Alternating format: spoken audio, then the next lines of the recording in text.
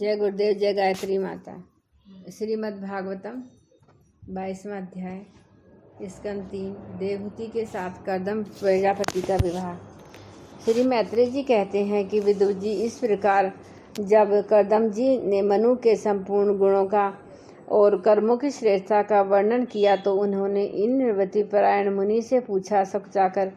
मनु जी ने कहा, मुने वेद मूर्ति भगवान ब्रह्मा ने अपने वेद में विग्रह की रक्षा के लिए तप विद्या और योग से संपन्न तथा विश्व में अनासक्त आप ब्राह्मणों को अपने मुख से प्रकट किया है।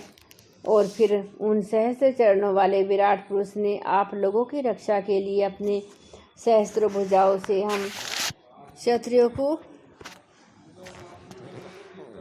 उत्पन्न किया है। इस प्रकार ब्राह्मण उनके हृदय और क्षत्रिय शरीर कहलाते हैं। अतः एक ही शरीर से संबंध होने के कारण अपनी अपनी और एक दूसरे की रक्षा करने वाले उन ब्राह्मण और क्षत्रियों की वास्तव में श्री हरि ही रक्षा करते हैं, जो समस्त कार्य कारण रूप होकर भी वास्तव में निर्विकार हैं। आपके दर्शन मात्र से ही मेरे सारे संदेह दूर हो गए हैं, क्योंकि आपने मेरी प्रशंसा के मिस से स्वयं ही प्रजा पालन की इच्छा वाले राजा के धर्मों का बड़े प्रेम से निरूपण किया। आपका दर्शन अजितेंद्रिय पुरुषों को बहुत दुर्लभ है। मेरा बड़ा भाग्य है जो मुझे आपके दर्शन हुए और मैं आपके चरणों की मंगलमयी रज अपने सिर पर चढ़ा सका।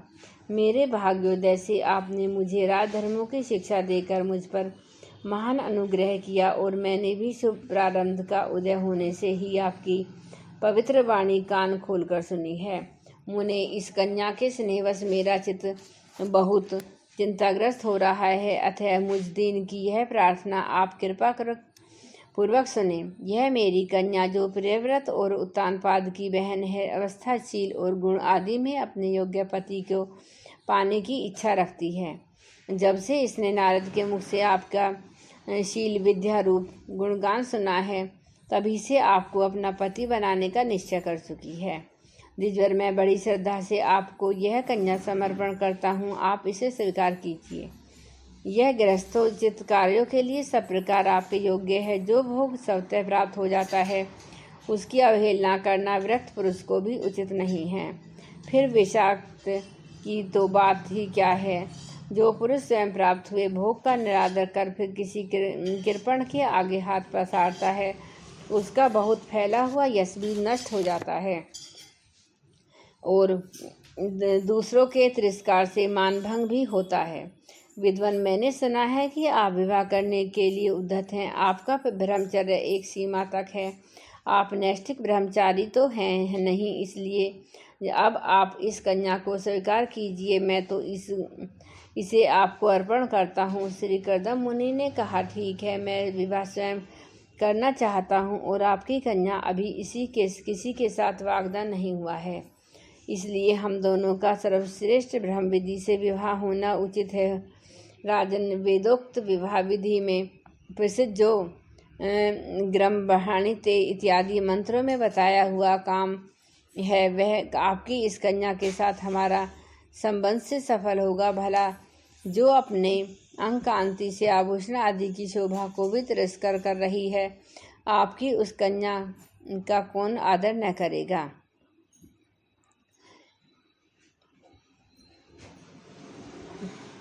वही इस समय यहाँ आकर स्वयं आकर प्रार्थना कर रही है। ऐसी अवस्था में कौन समझदार पुरुष इसे स्वीकार न करेगा। यह तो साक्षात आप महाराज श्री शांभु की दुलारी कन्या और उत्तानपाद की प्यारी बहन तथा यह रमणियों में रतन के समान जिन लोगों ने कभी श्री लक्ष्मी जी के चरणों की उपासना नहीं की, उन्हें तो इसका दर्शन भी नहीं हो सकता। अतः मैं आपको इस साध्वी कन्या को अवश्य स्वीकार करूँगा, किंतु एक शर्त के साथ। जब तक इसके संतान न हो जाएगी, तब तक मैं गृहस्थ धर्म में रहूँगा। उसके बाद मैं भगवान के बताए हुए रास्ते पर चलूँगा।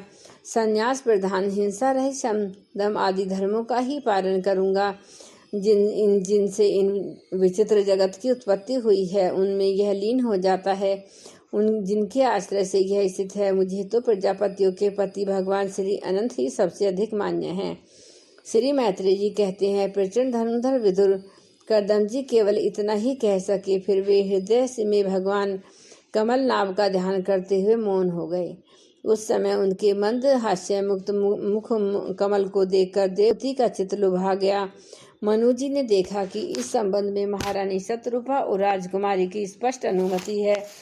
तब उन्होंने उन अनेक गुणों से संपन्न करदम जी को उन्हीं के समान गुणवती कन्या को प्रसन्नता पूर्वक दान कर दिया।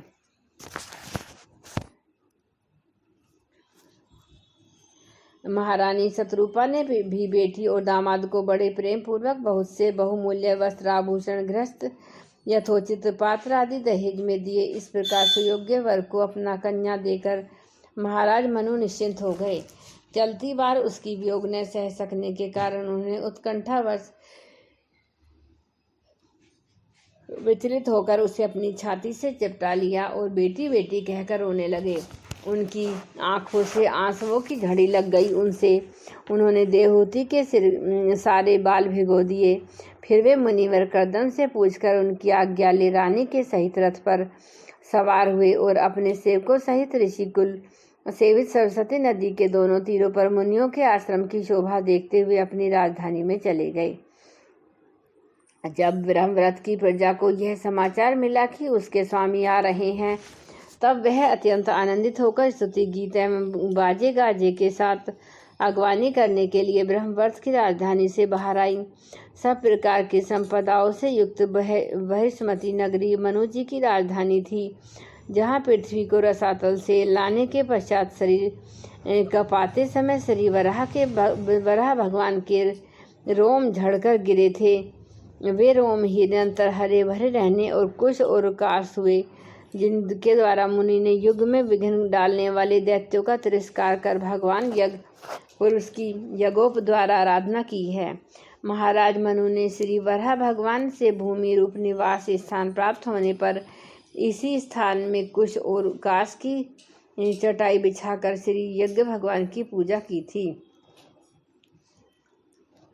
श्री बहिष्मती पुरी में मनु जी निवास करते थे। उसमें पहुंचकर उन्होंने अपने तीर्थापनाशक भवन में प्रवेश किया। वहां अपनी भार्या और संतति के सहित वे धर्म अर्थ और मोक्ष के अनुकूल भोग को भोगने लगे। प्रातःकाल होने पर गंधर्वगण अपनी स्त्रियों के सहित उनका गुणगान करते थे, किंतु मनु जी उसमें आसक्त न होकर प्रेम पूर्ण श्री हृदय में श्री हरि की कथाएं ही सुना करते थे। वे इच्छानुसार भोगों का निर्माण करने में कुशल थे, किंतु मननशील और भगवत परायण होने के कारण भोग उन्हें किंचित भी विचलित नहीं कर पाते थे। भगवान विष्णु की कथाओं का श्रवण, ध्यान, रचना और निरूपण करते रहने के कारण उनके मनवंतर को व्यतीत करने वाले क्षण कभी व्यर्थ नहीं जाते थे। इस प्रकार अपनी जागृत आदि तीनों अवस्थाओं अथवा तीनों गुणों का अभिभूत करके उन्होंने भगवान वासुदेव के कथा प्रसंग में अपने मनवंतर के 71 चतुर्युग पूरे किए। व्यास नंदन विदुर जी, जो पुरुष श्री हरि के आश्रित रहता है, उसे शारीरिक, मानसिक, दैविक, मानसिक तथा भौतिक दुख किस प्रकार कष्ट पहुंचा सकते हैं। मनु जी निरंतर समस्त प्राणियों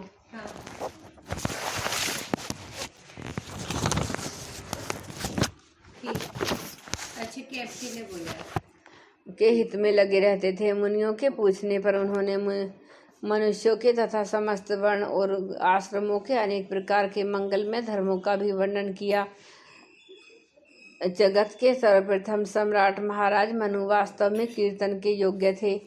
वह मैंने उनके अद्भुत चरित्र का वर्णन किया। तब उनकी कन्या देवहूति का प्रभाव सुनो। जय गुरुदेव, जय गायत्री माता।